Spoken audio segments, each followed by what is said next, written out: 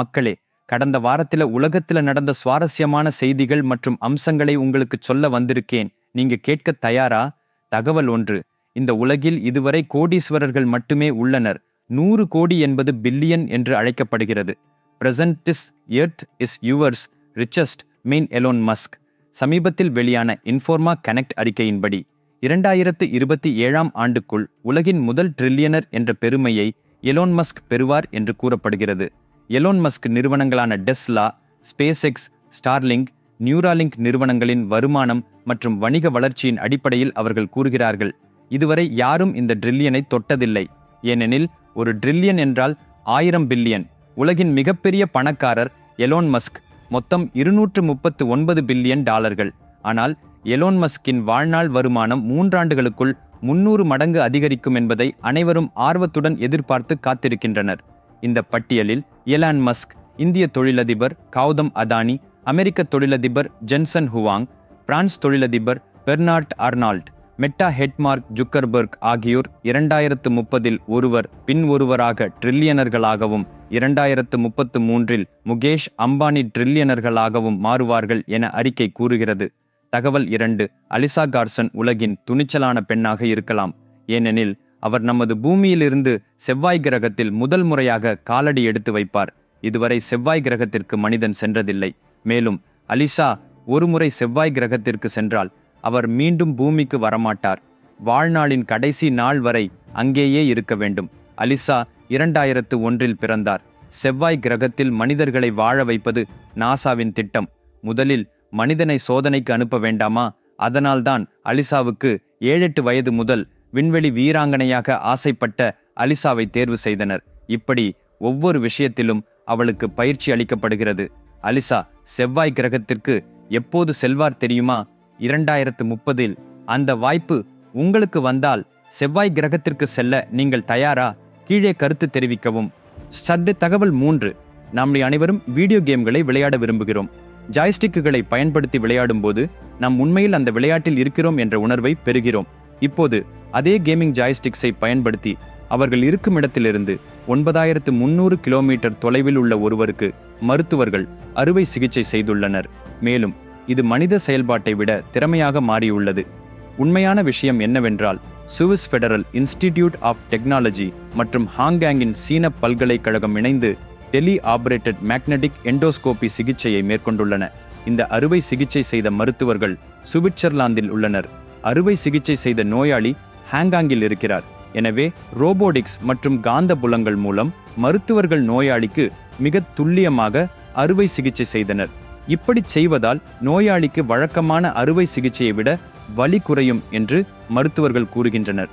இந்த தொழில்நுட்பத்தின் காரணமாக எதிர்காலத்தில் தொலைதூர கிராமங்களுக்கு வெறும் உபகரணங்களை எடுத்துச் செல்லவும், அமெரிக்காவில் உள்ள மருத்துவர்களை கொண்டு தொலைதூரத்தில் அறுவை சிகிச்சை செய்யவும் முடியும். இது உண்மையில் ஒரு மருத்துவ அதிசயம். நண்பர்களே, ஒரு சுவாரஸ்யமான கதையை படித்தாலே போதும், அது ஒரு மனிதனின் வாழ்க்கையை மாற்றும் என்று நம்புவீர்களா?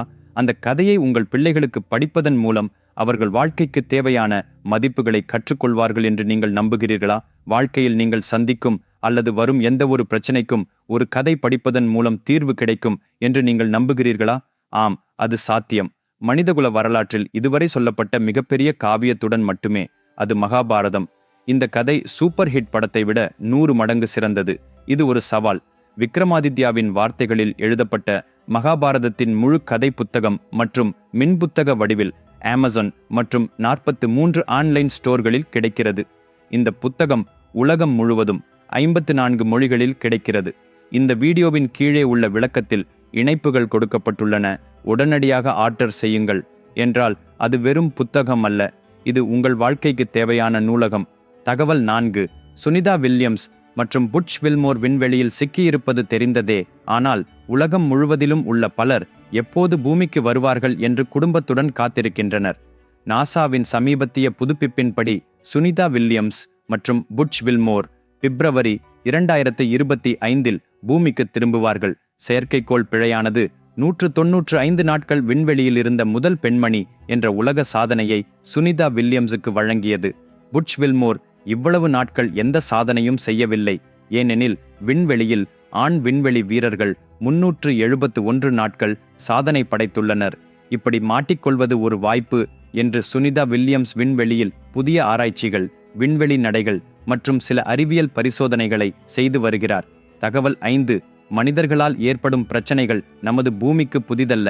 அவற்றில் மிகப்பெரிய பிரச்சனை பிளாஸ்டிக். நாம் உருவாக்கிய இந்த பிரச்சனைக்கு நமது பூமி ஒரு புதிய தீர்வை கொண்டு வந்துள்ளது.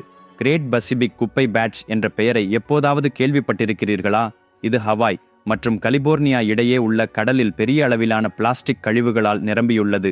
இதன் காரணமாக கடலில் உள்ள உயிரினங்கள் மற்றும் சுற்றுச்சூழல் அமைப்புகளுக்கு அதிக பாதிப்பு ஏற்படுகிறது. இந்த பிளாஸ்டிக் கழிவுகளில் பெர் எங்கியோடான்டியம் ஆல்பம் என்ற பூஞ்சையை விஞ்ஞானிகள் கண்டுபிடித்துள்ளனர். இந்த பூஞ்சைக்கு பிளாஸ்டிக்கை உண்ணும் ஆற்றல் உண்டு. அதாவது இந்த பூஞ்சை பிளாஸ்டிக்கில் உள்ள பாலிமர் சங்கிலிகளை மிக விரைவாக சிறிய துண்டுகளாக உடைத்து மெதுவாக பிளாஸ்டிக்கை சாப்பிட்டு கடைசியாக மீதமுள்ள கழிவுகளை சிதைக்கும் பொருளாக மாற்றுகிறது. அதாவது நமது சுற்றுச்சூழலுக்கு கேடு விளைவிக்காத பொருளாக மாற்ற வேண்டும். நிஜமாவே சூப்பர் இல்லையா? எது எப்படி இருந்தாலும் நமது பூமியின் மிகப்பெரிய பிரச்சனைகளில் ஒன்றான பிளாஸ்டிக்கிற்கு இயற்கையான தீர்வை கண்டறிவது ரசிக்க வேண்டிய ஒன்று.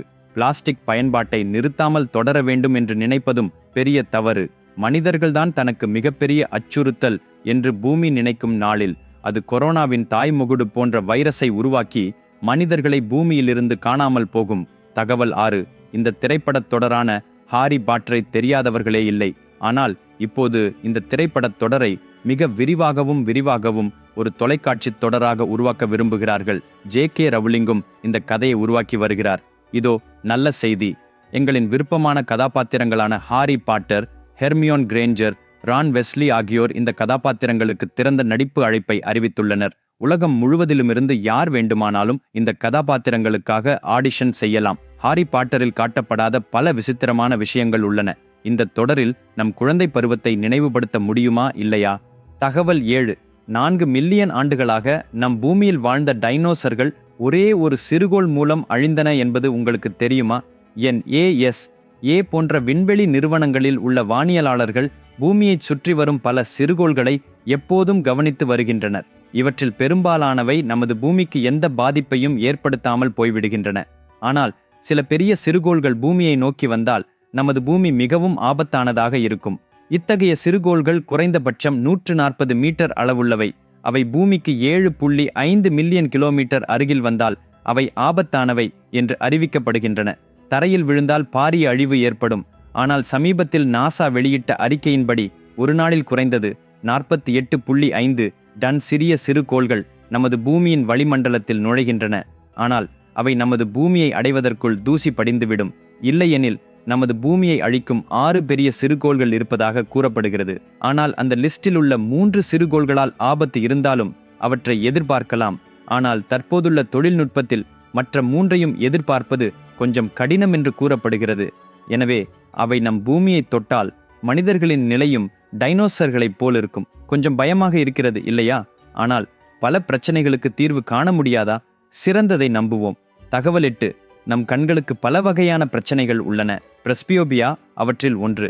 பிரஸ்பயோபியா என்பது வயதுக்கு ஏற்ப கண் பார்வையில் ஏற்படும் மாற்றமாகும். தொலைவில் உள்ள விஷயங்கள் நன்றாக இருக்கும், ஆனால் நெருக்கமாக இருக்கும் விஷயங்கள் இல்லை. இந்த பிரச்சனைகள் 40 ஆண்டுகளுக்கு பிறகு தொடங்கி அதன் பிறகு அதிகரிக்கும். ஆனால் இந்த பிரச்சனைக்கு தீர்வு காண இந்தியா எப்போதும் கண் சொட்டு மருந்துகளில் வேலை செய்து வருகிறது. இதற்கான ஒப்புதலுக்காக 2 ஆண்டுகளாக முயற்சித்து வந்த நிலையில் சமீபத்தில் மத்திய மருந்து தர கட்டுப்பாட்டு அமைப்பு ஒப்புதல் அளித்துள்ளது. எண்டோட் பார்மாசியூட்டல் நிறுவனம் பிரெஸ்வு இந்த கண் சொட்டு மருந்துகளை கண்டுபிடித்தது. அவை எவ்வாறு செயல்படுகின்றன என்றால், நம் கண்களில் ஒரு துளியை வைப்பதன் மூலம் புஸ்தகங்கள், செய்தித்தாள் மற்றும் கண்ணாடி இல்லாமல் 6 மணி நேரம் வரை நெருக்கமாக பார்க்கக்கூடிய எதையும் படிக்க முடியும். எழுத்துக்களை பார்க்காமல் படிக்க மட்டுமே கண்ணாடியை பயன்படுத்துபவர்களுக்கு இது ஒரு நல்ல மாற்று. நண்பர்களே, அடுத்த எபிசோடில் உள்ள உள்ளடக்கம் வேறு லெவலில் இருக்கும். தவறவிடாதீர்கள். மீண்டும் அடுத்த செவ்வாய்க்கிழமை அதே டைம்க்கு சந்திப்போம். எனது மகாபாரத புத்தகத்தை இப்போதே ஆர்டர் செய்யுங்கள். இந்த வீடியோவின் கீழே உள்ள விளக்கத்தில் இணைப்புகள் கொடுக்கப்பட்டுள்ளன. மேலும் நீங்கள் இதுவரை எனது சேனலுக்கு சப்ஸ்கிரைப் செய்யலன்னா செஞ்சுக்கோங்க. மீண்டும் சந்திப்போம். பாய்.